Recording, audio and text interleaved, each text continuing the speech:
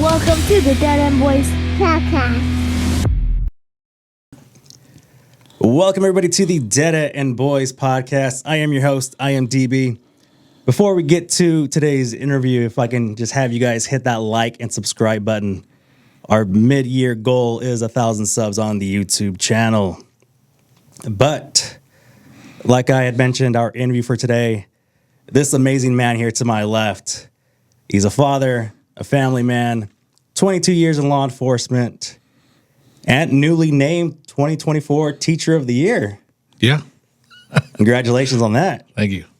Mr. Maynez, how you doing today, sir? I'm good. So, 22 years in law enforcement. What got you into law enforcement?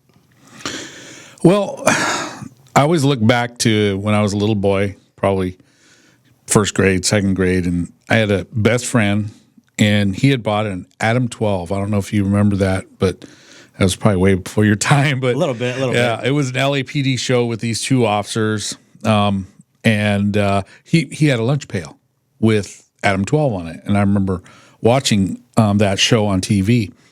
And at the same time, my mom bought me, I don't know if you remember Emergency 51, which was an LA County Fire Department show. Well, so they kind of ran at the same time. Might have been before my time as well. It was quite a bit before your time. And so ever since then, I've always been attracted to that. I remember living in Reedley where I grew up, and anytime police officers drove by with their lights and sirens, I'm running out to the front to see what's going on. My neighbor who later became an officer with me, or I with him, in Reedley, they were pursuing a car in the neighborhood, and I remember he and I grabbed some oranges and threw them at the bad guy's car as they went by. But just seeing that stuff, the fire department as well, and I did a little bit of fire department stuff prior to the police department. And what got me in that, too, was the volunteer fire department. The big siren would go off in town. All the volunteers would run to the station. And I'd run to the station, which was about 2-3 blocks up from my house, and watch all the fire department, all the firefighters jump on their engines and leave the station. So that kind of where it started. So it's kind of ingrained in you very early on, and you kind of knew. So it really was a dream that you pursued and you achieved. Yeah, it was a dream. So you've been with your wife 30-something years? 37. 37 years. As of December 18th. Did you naturally know that, or she had to remind you? Actually, we both forgot. We both forgot. We actually had to sit there and count them on our fingers because the day of, we're like, is this 38 or 37? We couldn't remember, but it's 37. Well, I think that's a good problem to have. Been together so long that you don't even remember how many years you guys have been together. Right. So she's been with you through when you first started to when it ended. Correct. That support system you have must be astronomical. I believe I read police officers' divorce rate is 60%. It's pretty high. Did you find out early on that you guys had the secret ingredient to not being a statistic? Well, I tell you what, 37 years is a long time, and I would say that we've been married longer than a lot of my colleagues in law enforcement. Just going back, I remember I was in a briefing one day, a day shift briefing. Usually day shift here at Fresno Police Department, we are all the OGs, as we call them, all the older cops. And I remember sitting there, and I looked around, and we just talk about anything. It's kind of like our debriefing before shift, if that makes sense. And I looked around, I said, hey, I got a question. How many of you guys are still married to your first spouse? And we're talking women and men. The only two out of the maybe 12 in that room were myself and the sergeant. So if that tells you a percentage of officers still married to their spouses, there's not many. I guess the secret to ours is, and I'm going to tell you, it was not easy. I mean, we went through some times where I thought it wasn't going to be, and it was when I was deep in the job, and I think one of the things for me is I could never see myself divorcing, me personally. And I'm a man of faith, so that is my support. You know, God's my support and our support, and I think that's what kept us together. And then of course our 3 little girls. You know, that right there is probably one of the most important things, is to have that family. I know people, your viewers, people understand, you know, how tough that can be when the parents are apart, and I just couldn't see that. You know, my parents were together while I was home. Unfortunately, they split up later in life after I left, but I think that's the support system I got. And like you said, my wife was with me from the beginning all the way through the process, and she supported me all the way through, which was great. And I could not have got through the police academy, which is probably the toughest part of my life, was the police academy, not academically, but physically, because of an injury I sustained during the academy. And knowing that if I get released because of my injury, I got to do this all over again. And I went to the night academy. I don't know if you know, the police academy at night, you work your job, then you go to the academy till 10 o'clock at night. And by the time you get in bed, it's 1 o'clock after studying. And it was tough. Did it for 9 months. What was the injury? I don't know if you know, there at the old police academy, which is at City College, they have these monkey bars. And probably a week before I got injured, we do this running, we do this little obstacle stuff, and then we went along the monkey bars, and they were really smooth from years of use. And the guy fell, and he blew his knee out. So we're talking a week later, I do the same thing, and there's sand below it, and my foot, you know, just kind of went to the side, and my knee popped. So luckily, I didn't need surgery. Considering I had surgery on that knee years before playing football in high school. But with that injury, I was the last runner, the very last runner. I had a knee brace on. I went from the middle of the pack, as you know, we run, we'll run in formation, then all of a sudden go, and everybody just goes on their own pace. And I was in the middle. I was always in the middle. And then once I got this injury, I ended up in the back, the last guy, where I'm barely moving, but I never quit. And that was the one thing that I pride myself on is, yeah, I'm injured, I'm slow as heck, but I will never quit. And I think that translated to my career in dealing with a lot of the things I dealt with. And so, but it was tough because, remember, you got a family. You got 3 kids at home. You got a wife. We've been through so much to get to this point, and I knew that once I get past this and I graduate, I'm going to have a good career. I'm going to have a financially set for many years, or so I thought, and retirement, which I enjoy now, as far as retirement money to support the family, and so it was tough at times. And the one thing that I tried to do is, and this is one of the things I tell my students in high school is, when it gets hard, you have to find that one thing at the end of the tunnel that's going to get you there. What is going to be that motivation? And my motivation was my 3 kids and my wife. And I'd be sitting here with my eyes closed sometimes doing calisthenics, which were killing my leg, and, all the stuff we have to do, jumping walls and stuff. And that's what I saw. That's what got me through. So that was my support system. How were you able to separate your job life from your home life? You will always bring it home, no matter what anybody tells you. Oh, leave it at home. Leave your job at your job. You're told from family. You're told from therapists. You're told from your supervisors at work and training that you go to.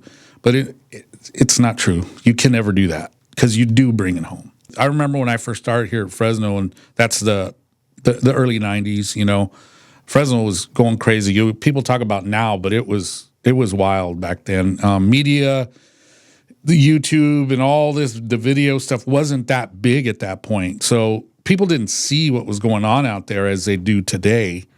But it was really bad. And you'll get out there and get like 6, 7 calls, and then all of a sudden you're there till, you get off at 2:00 in the morning or 1:30, and then you're end up there till the sun comes up, because you have so many reports to write. So that affects it going home late. But a lot of it is the time that you have to be at work, vacation time for the kids, you're working, holidays, you're missing family functions. You can't just take that time off. Eventually, after you've been doing it for many years, you're able to do that. But being away from the family, the odd hours, I still remember, working a midnight shift and then coming home, get the kids off to school.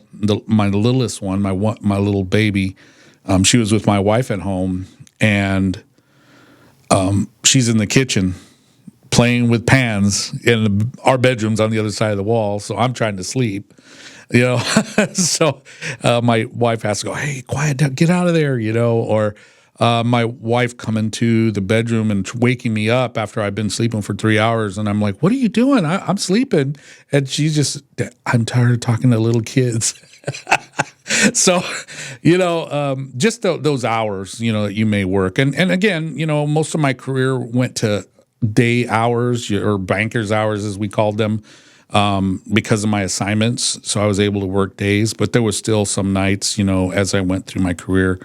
But that's one of the things. And then one thing that's important too, and maybe help some people out there that may see this, when you're working these type of careers, when you come home, for me, my wife used to say, you used to come home, you'd sit down, you'd watch cops on TV. Well, she'd ask me, "Why are you watching this when you did it all day?" I have no idea why. And she said sometimes I wouldn't respond to the girls. Like they'd come jumping, "Dad." And I describe it to me as white noise. So that's one of the things that was really tough is my wife trying to understand that. And that probably got in the way of our marriage. And eventually she understood what I had to do and got to the point where, hey, I'm just going to leave him alone for that hour. She said it was like an hour. And once you were done with that, now you were playing with the kids so there was some of that. And then the other thing is once the kids got older and you're dealing with their issues is the fact that you've been dealing with conflict all day long in your job. Now you got to come home and deal with that. And your patience is a little bit shorter. And I think that's one of those things, and you learn to deal with that. And one thing that worked for me and what I was trying to get across to maybe your audience is that if you deal with these type of things, it's good to get some therapy. Some people don't like to go talk to somebody that they don't know, but it's that neutral party that listens to what you're doing and giving you some advice on how to deal with it. And I was able to do that several times. Some of it was mandated because of some violent incident I was involved in. It's mandated before you go back to work. Generally, like they'll say 3 days off on a violent incident, and then sometimes we take more time off depending on the incident itself, or if we want to take a break anyway. that speeding citation I gave. Yeah, that was tough. They yelled at me. But after, there was a few times where I went voluntarily they have that employee assistance program that most jobs have. And a lot of officers took advantage of it because it's important to deal with some of the issues, some of the things you see in this career. There's bad people that do very bad things to people, whether they put themselves in that spot or the victim that is innocent. And when you see what's done out there and how humans can do things to other humans, you go through a lot of things. You've heard of PTSD. I fortunately have it very minor, and I dealt with it. Now it's kind of, once I've left, it's been 10 years since I've worked a job that it doesn't affect me anymore. I don't have the bad dreams I used to have. And that's the other thing is, it was funny. I retired and I ran into a sergeant.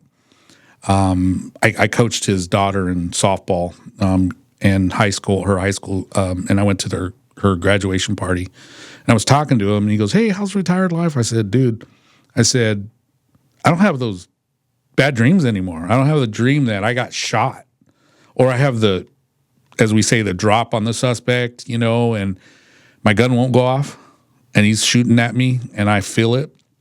I said, I don't have those dreams anymore. And he goes, man, I still have those. I said, I thought I was the only one that had those. He says, no, dude, I've talked to many other officers. They've had those dreams. And so that's one thing I don't have and I don't miss is I do not have those dreams anymore. It's kind of weird. God rest his soul. The sergeant that I spoke to, he passed away to COVID a few years ago. But really good man. But yeah, so those are things you go through.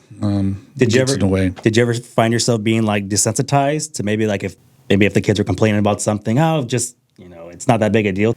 I think it's funny. I've never thought about that till you asked that. I think I probably did. I wouldn't say it was egregious or anything. Right. But desensitized in different ways other than my family, I would say yes. I think when I've had some family members die violently, issues that have nothing to do with me, but or just family passes away, I don't seem to be as visually emotional. Does that make sense? Yeah. I know some people have that personality anyway. I don't. I'm very boisterous. I talk, I joke, I smile. I'm out there. But when it comes to these, I always say, okay, what's next? Let's do what we can to help these people. I don't get in that. You know what I mean? I look at it as like, well, shit, that sucks. Yeah, nothing we can do about it. What's for dinner? Right. It's yeah. I think it does have. I think you get desensitized from the things you've seen. So but you talked about how things are different now with YouTube and social media and everyone recording. Do you feel like it's a lot harder now to be a police officer than it was back then, or do you think back then it was harder? I think, again, I left right at as you know, the police officers, especially in the city of Fresno, wear cameras now. They started using cameras right when I left. In fact, they had some officers, a trial basis right before I left, and then after I left, they all used it. I talked to a few people. They said at first, and my brother-in-law was an officer as well, Fresno PD, so we talked all the time, and he was still on after I left. And just talking to him and other officers that were out there, they said that it was tough at first, but they realized that it was actually in their favor. Just do your job professionally, watch your language, shut it off when you go to the bathroom. My brother-in-law told me about that. He was sitting there doing his business, and click, he left it on. But yeah, I think it's. I wouldn't say it's easier or harder. I think it's just a different way to deal with it. One thing you got to understand is that in law enforcement, let's say when I got on, early 90s, okay? Think about all those guys that were cops since the 70s, 60s, prior to me getting on.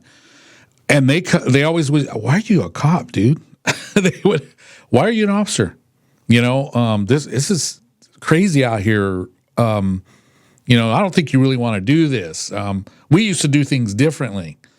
Well, that's the truth. The way we did policing back when I was on, and the way the officers, even 10 years later, it's different. Somebody was telling me, how can you teach these young kids to be cops, man? It's crazy out there. Not only are you getting issues, when, you talked about the George Floyd time, when people absolutely hated cops, to now it's changed, and in my career, it's been up and down with law enforcement, as far as they like us, they hate us. They like us, they hate us. And it's always an incident, either a good incident where law enforcement did a great job, saved a lot of lives, or they took a life. And when we say they, it's a very small fraction. People don't realize but even they're doing that. But even in those situations where a life was taken, because of social media, we always have it clipped where we see the officer pop, pop, pop, pop, but we don't see the 10 minutes that led up to that. Correct. And because of that 10-second clip, people have their preconceived notions now. Oh, see, that cop's a murderer. All cops are like that. Yeah. So I don't know, because of that aspect, if it's a lot harder to police now because there's a lot of race baiting. Right. And, talking with some of the young cops, in fact, I have one former student. He is now a Fresno police officer, and he talks about that, and how they have to do it. I've talked to some of the older officers that have been around from the prior time to now. And, they're telling me that, man, sometimes I just don't feel like doing anything extra because I'm going to get written up or I'm going to be charged with the crime for doing my job. And I'm not, because there's been some liberal, district attorneys in different areas of the country that will go after officers any way they can. And so I would say that's a little bit harder from, talking to different officers now compared to when I started. And I'm sure even you go another 10 years prior to when I started, different than when I started. If that makes sense, So, yeah, I think it is a little harder, but the thing about it is these new officers, they just adapt to the way it is. No different than I adapt to the way it was when I started. So, I don't know. Could I have been an officer still right now? Well, I'd be at the end of my career, if not retired a year ago. But I don't think that I would have done my job any different. The one thing I used to tell I used to be a training officer, so I trained new recruits.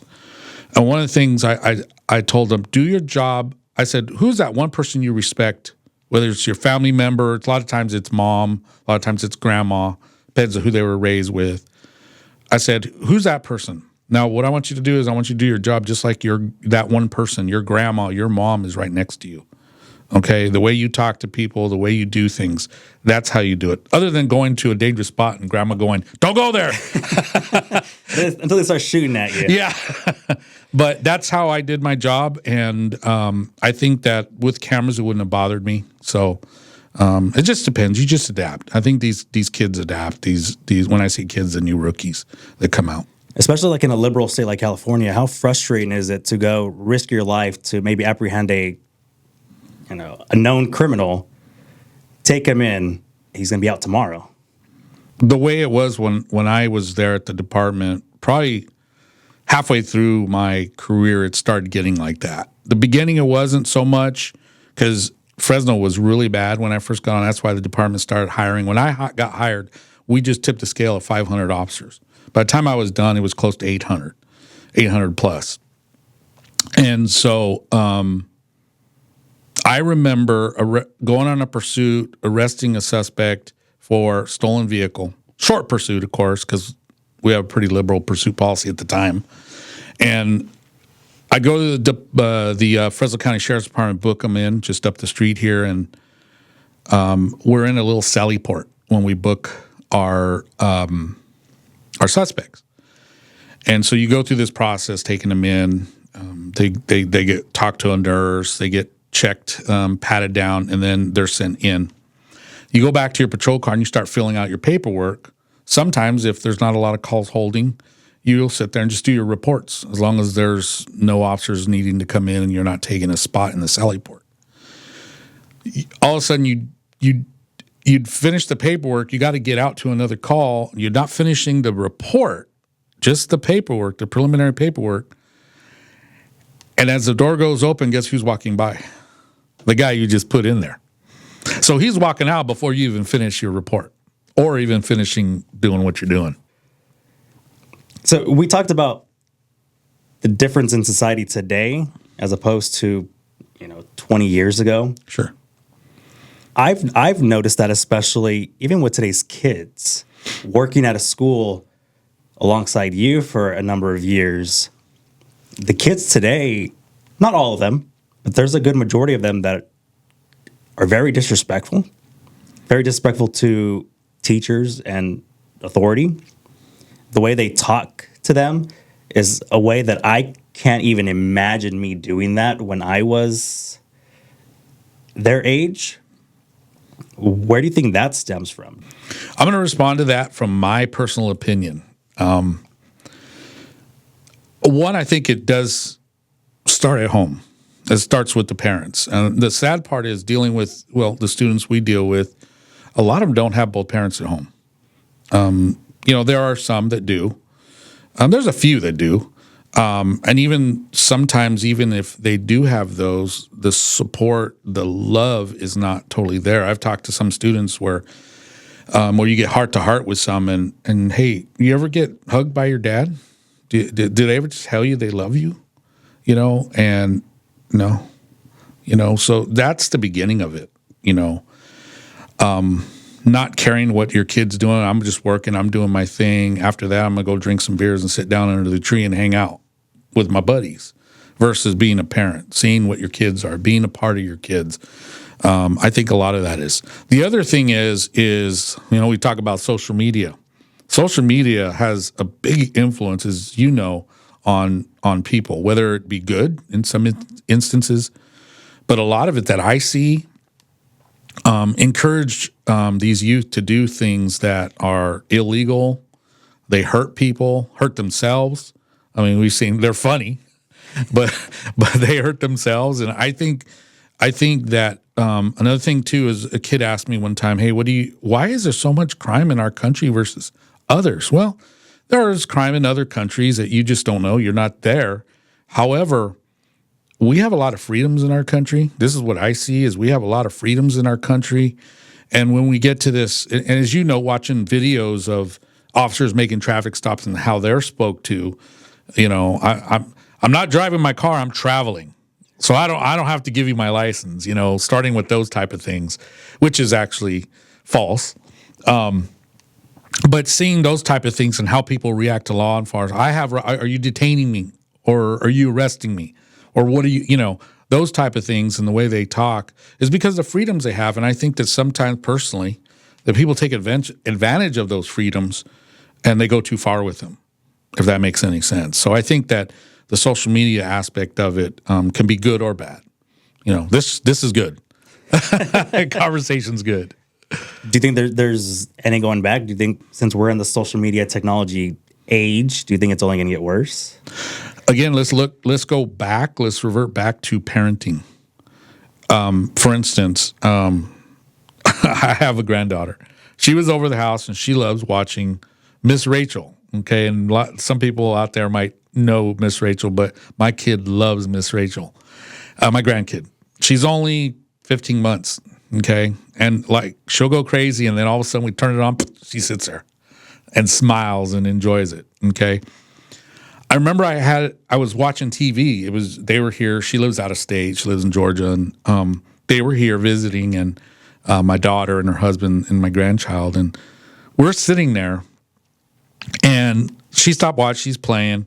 I put the TV on a specific show, which isn't appropriate for kids, but I wasn't thinking because I'm used to being an empty nester, and it's just me and my wife. And my daughter goes, "Dad, that's not appropriate." Oh, okay. So that's parenting. And I'm proud of my kid for that. But we used to tell my kids could not watch Bart Simpson. So if you could think of, maybe when they got older, but when they were younger, because of the things that were said, we didn't want our kids to repeat those, on that show. I don't want to put that show bad because people love that show. But I think you know what I'm saying is that I think parents, the way I'm not saying being that strict, okay, but there are times that that's needed, and I think that if parents watch what their kids are watching, maybe monitor their stuff a little bit more, that's the parenting stuff. And I know people are busy; they don't have time to be doing that all the time, but you got to have the time to parent your kids. And if you don't, they're going to go away. Now, I'm not saying I was a perfect dad, okay, but I'm proud of my kids. They've all done well. They're all professionals. They make more money than I do. Which is great because that's what you do when you raise your kids. You want them to make more than you do. But I try to do my best, and I think that is important. And discuss what they're watching. Is it okay to watch it? Yeah, because sometimes you could use that as a teaching or a learning tool, for your kids. And let's talk about what you just saw. What do you think about that?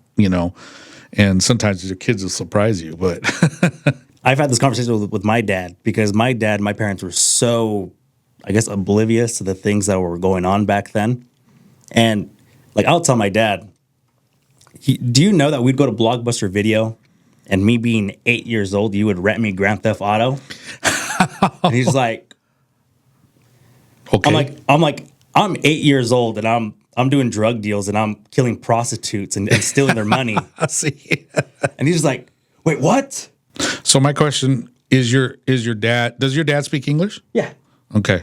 Because I know a lot of my students, the Spanish speaking parents, they'll tell me my parents have no idea what we're watching because they don't understand the language, So that's why I asked, Yeah, yeah. And sometimes the dad's just trying to think, okay, well, that's just a kid cartoon video, go play it.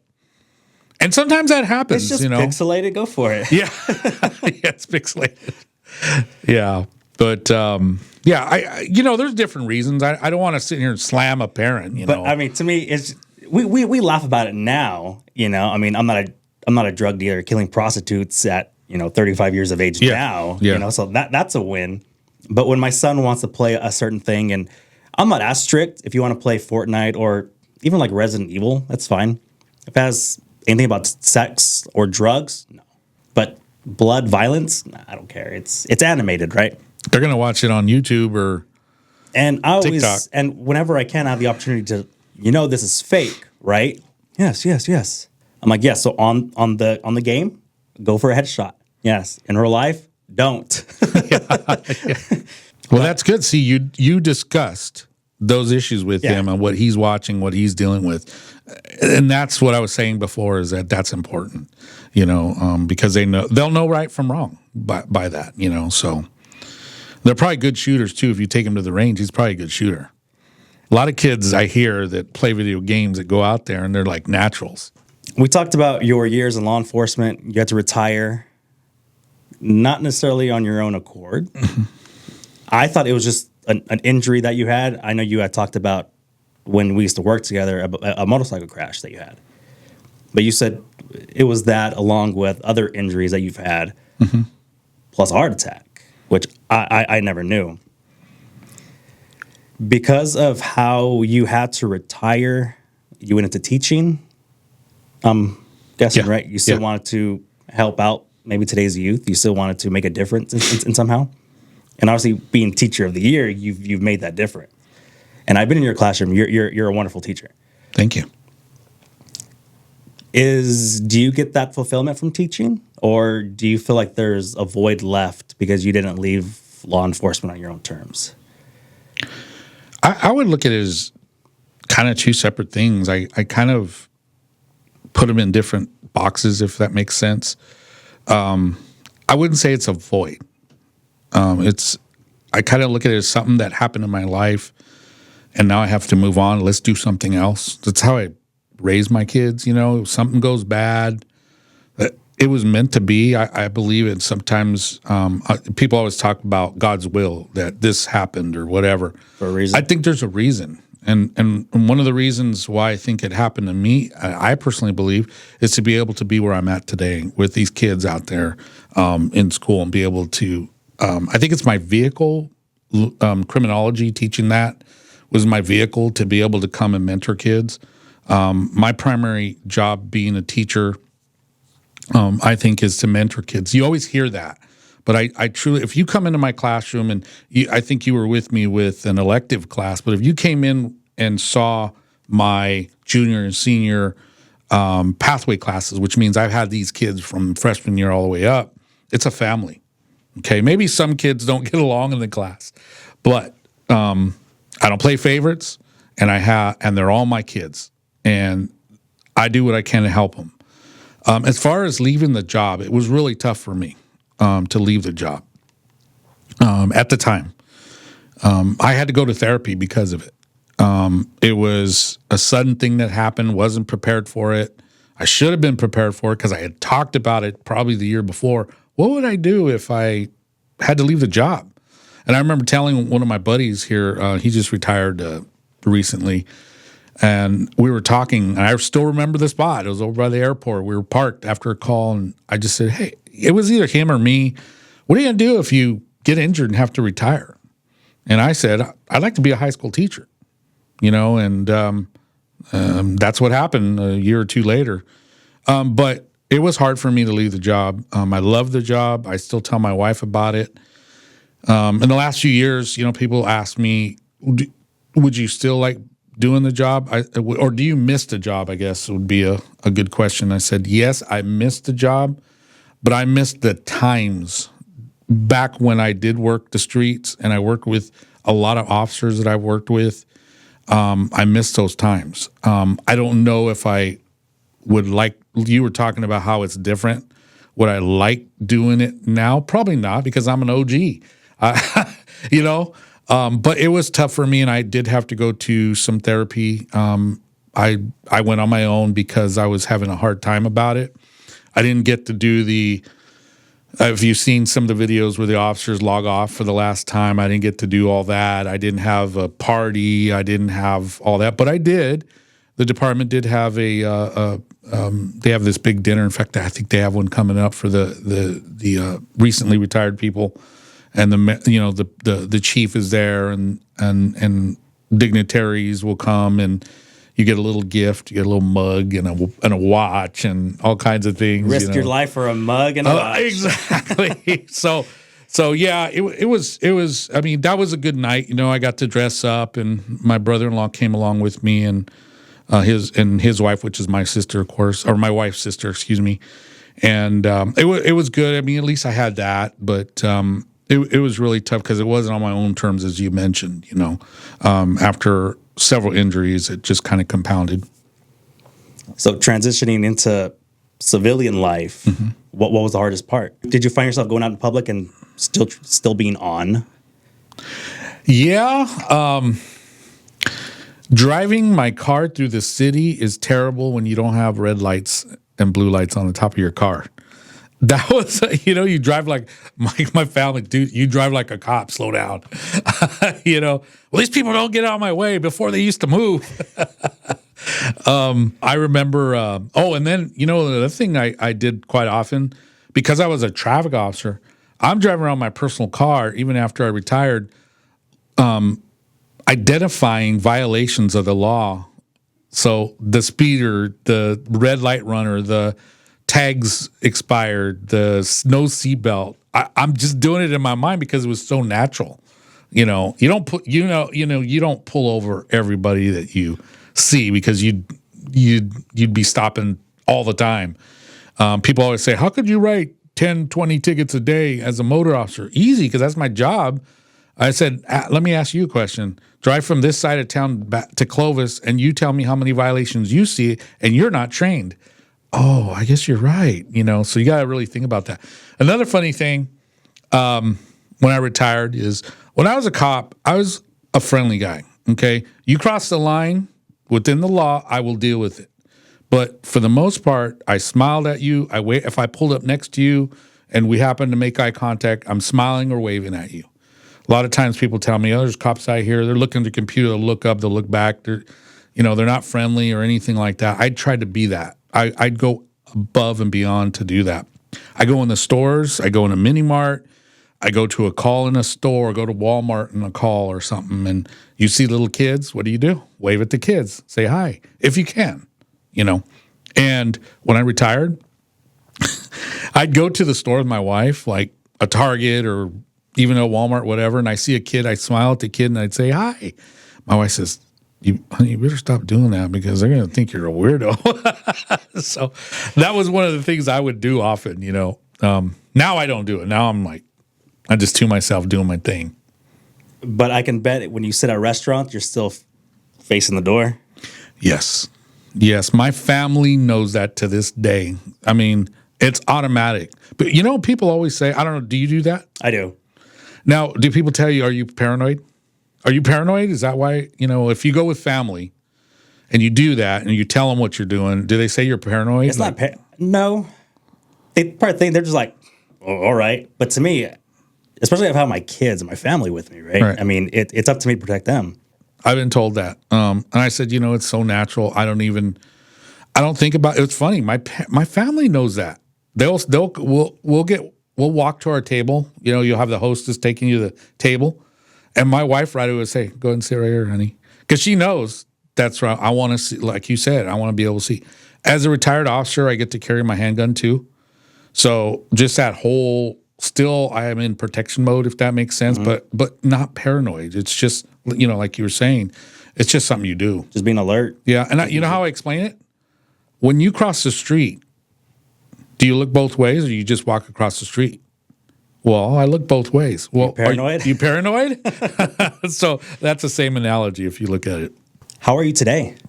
I'm doing well. Again, you had mentioned I had a heart attack in my job. I've been dealing with heart issues through the year. I mean, there was a few years after that I was fine, no problems really. I was scared as heck though. Every time you feel a pain, oh crap, I have another heart attack, and it's just, I had open heart surgery. So I was cut up straight down, and you get these little pains once in a while.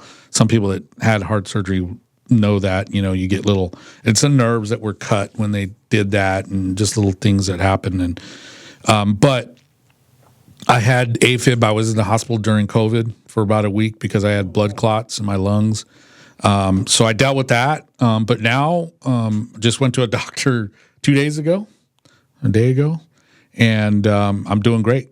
Everything's going good. I just have pain in my body. I have constant neck issues, lower back, not that bad. I have atrophy on my arms. So if you look at one arm smaller than the other because of the nerve damage from crashes. I have a foot injury as well, and that's causing some problems. It's nerve damage. So it's just all things that happen.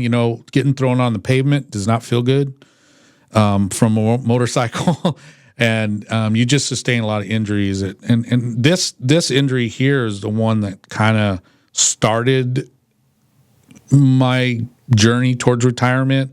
But then I had the heart attack right after that. And I have the one thing about, I don't know if you know, but in law enforcement, if you get a heart attack and you're working, doesn't mean on the job, but it could be off the job or on. They cover you. Workman's comp covers you for that injury as long as they accept it and don't think, say it's something else. But it's a given. They call it presumptive. That if you have a heart attack, it's because of the job, the stresses that we go through. And I've had a lot of officers that I was surprised. What you had? Yeah, I've had some heart issues, I've had a few that died that were.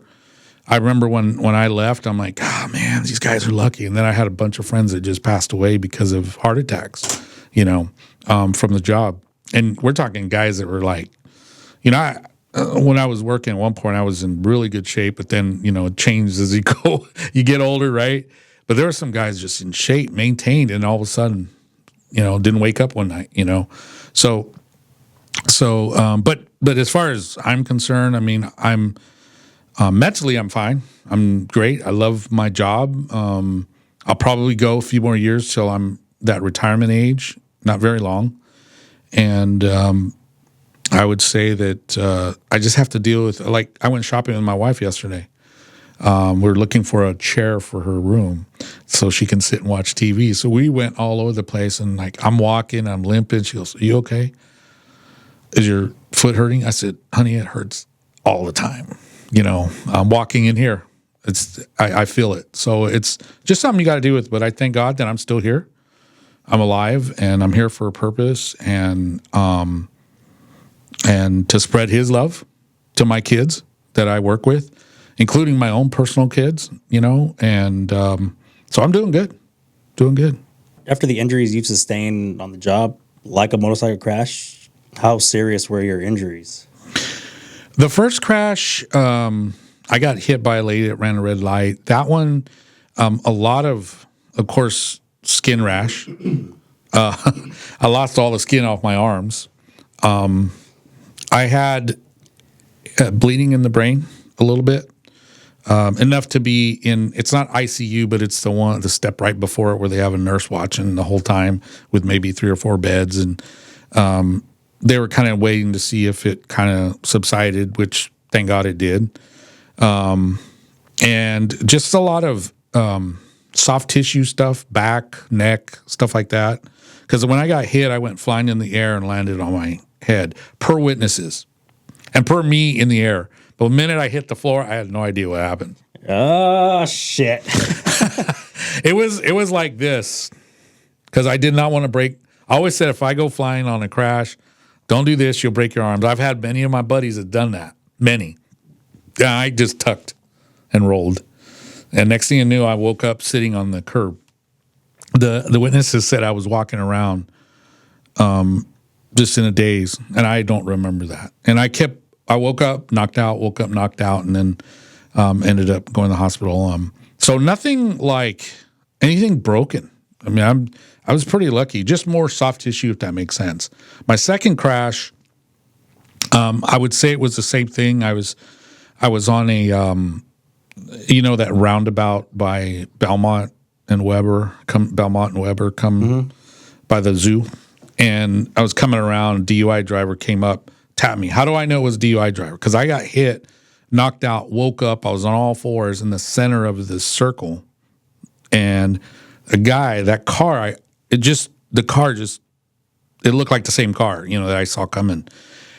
And the dude gets out of the car, comes up, and in broken English, but slurred voice. I mean, I'm an expert at the time, certified DUI investigator, testifying in court on DUIs, been doing it, got awards for it.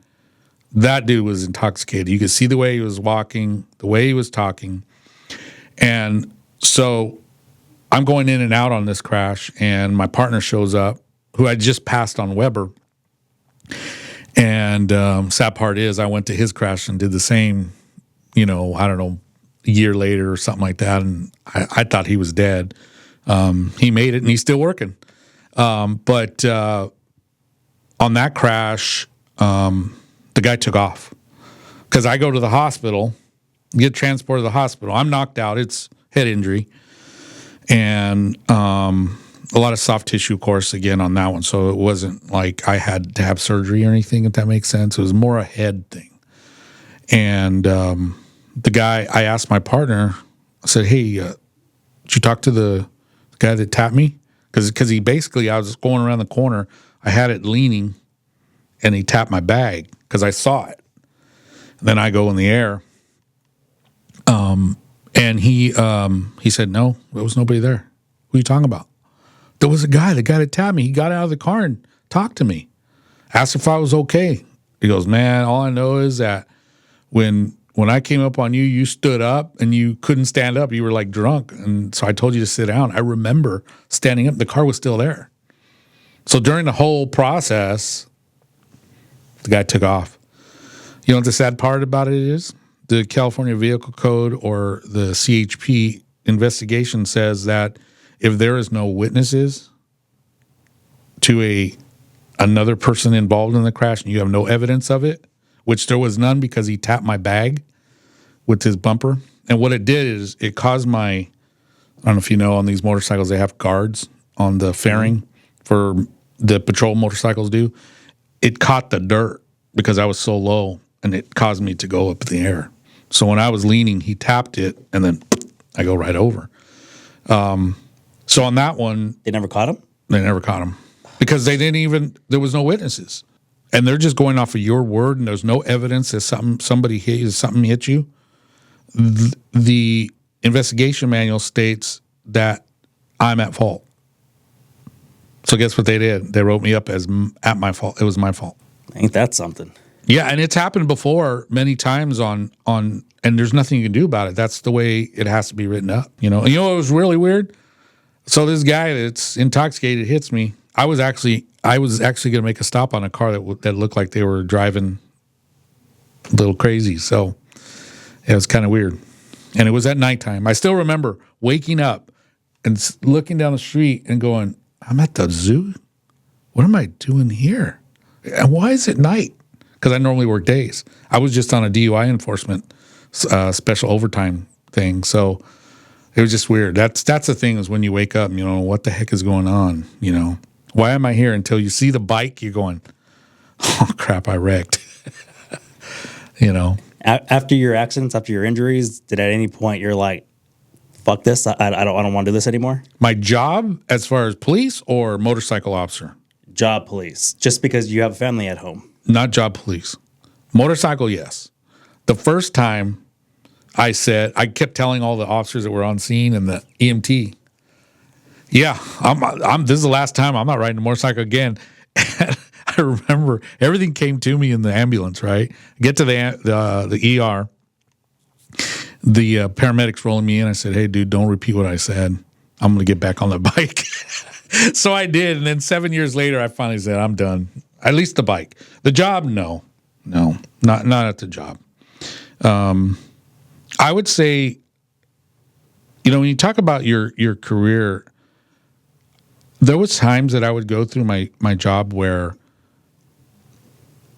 you go out on patrol, whether it's on a motorcycle or in a car, you actually have this feeling of, man, I may not go home tonight. And you kind of, I wouldn't say, I guess maybe it's too strong, but you're scared. I don't know if I'm going to make it. And you go through this series of weeks that you feel like that. Then all of a sudden it goes away. You just freaking love your job. Everything's going great. But something just gets in you. And it's not a specific incident all the time. It's just a feeling. It's a feeling. So there's been a lot of near misses for me. I remember riding home, getting off the freeway, and a guy blows a light and literally misses the back of my motorcycle. I could feel the wind go right by me, and he blew the light straight. And I was just home, ready, going home, because we rode our bikes home. And man, I tell you what, the hair went up on the back of my neck and puckered up and everything. But yeah, you go through those things through your career, and and then sometimes you're like, man, you ask that question after those, did I want to leave? I don't know. Those, every time something happened like that, man, I wanted to fight everything I could do to get back to my job, because some of it was, you had to rehab. Your body's a mess, getting thrown all over like that. You've got to rehab and get back. I mean, I've broken bones in my hand. What's so funny is I got injured. They put me in dispatch to help with calls with one hand. That didn't make any sense. Tap, tap, tap, tap. Now, what's going on, ma'am? 1 second. Yeah. How do you spell that? But yeah, I mean, it just seemed like when you were down, when I was down, I wanted to fight to get back up. And I've always had that, feeling on anything, never quit. I went back a little on your social media, and you had mentioned your workers' comp struggles and appeals. Did the city fight you on? Yes. I believe, I think it was like 2.5 years ago, I won my case finally. And when it was all said and done, meaning I got my benefit, financial benefit for all of those injuries. This was after the heart attack, or just? This is years later. I'm teaching. It was 22 when I finally got it. Yes, they fought everything all the way from day one. What were they fighting exactly? What was their argument? What was their point of contention? Well, one, they're going to fight it from the beginning that it's not job related, even though they know that it's presumptive within the labor code. The labor code says heart attack, police officer, I think a firefighter as well, it is presumptive. It doesn't matter what other mitigating factors, such as like I have heart attacks in my family, my history. Genetic, okay. Genetic. It doesn't matter. They say that's part, so we're going to cover it. However, because I'm sure they would have fought it way back when. So this is stemming from the heart attack. Right, stemming from the heart attack. So it's presumptive that it came from the job, so they cover it. However, when it came to benefits on what I received, now I get my retirement, which is a disability retirement. We get disability retirement. It's like 50% tax-free, which comes out to just a tad below what a normal retiree would get. You just don't have to pay taxes on it, and it's a little less the gross amount. But what they were fighting initially for years was a monthly benefit. Normally, what they do is they usually pay you off for the injury based on a formula that is in the labor code. and your attorneys will fight over this thing, and a judge kind of reviews it and decides over that. And just to give you background, years back, workman's comp, you could sit there and say, I want $1 million, and you'd have to fight over that, right? Now there's a formula that decides all that based on your percentage of injuries. You have to have examinations and stuff like that where a doctor says you're X amount percent disabled, and then they use that in the formula on how old you are and how many years you put on and all that. Well, what they were fighting over is a measly $300 a month for the rest of my life. And it took that long, plus my benefit, my ending benefit amount, which I got paid over many years, but then they stopped for many years. And then finally they gave it to me. I think in my social media I put 9 years, 7 months. Do you know I didn't get paid till the 11th year? Finally. Because they were saying that I was paid already. I had my records, they were not, so I had to get with my attorney, and so that took more time. So they do everything they can. That's the one thing about workman's comp. I know that there are people that fake injuries, in all walks of life when it comes to workman's comp. I mean, they even have detectives that watch people, to see what they're doing. They'll say they have this back injury and they're out there lifting bricks into their truck. It's happened. But the sad part is it's a very few that defraud the workman's comp, and people that work our butts off for the job. And I'm not the only one. There's a lot of guys and gals out there that had to fight to get what's owed to them as far as their injuries and stuff that they got on the job. Like I'm suffering still with the injuries I have, and for life, and that's a small part that they can help relieve some sense of, hey, they gave me what I should get for, the injuries I sustained, So it did take a long time. And every time I hear it from other people, oh man, I'm on my 5th year. I said, dude, wait till it's going to take you a long time. And some, it was so weird. They'll solve those problems within the first couple of years, but that's just how it works in workman's comp. My wife's dealing with it right now. In fact, she's dealing with one, and she got injured a year ago, and they still haven't dealt with any treatment with her. Just constant doctor's appointments. So, workman's comp's a little tough, but at least they cover you. We'll give you that. Eventually. Well, sir, I appreciate you being here. You got it. I appreciate all the stories, all the insight. Hope I wasn't too long. Now we're about an hour. Okay. Go ahead and follow me on TikTok, Instagram, Facebook, Dada and Boys Podcast, right here on YouTube, the Dada and Boys Podcast, or wherever you find your favorite podcasts. So, Mr. Maynez, I'm the dad with the A. I'll see y'all next week. Peace.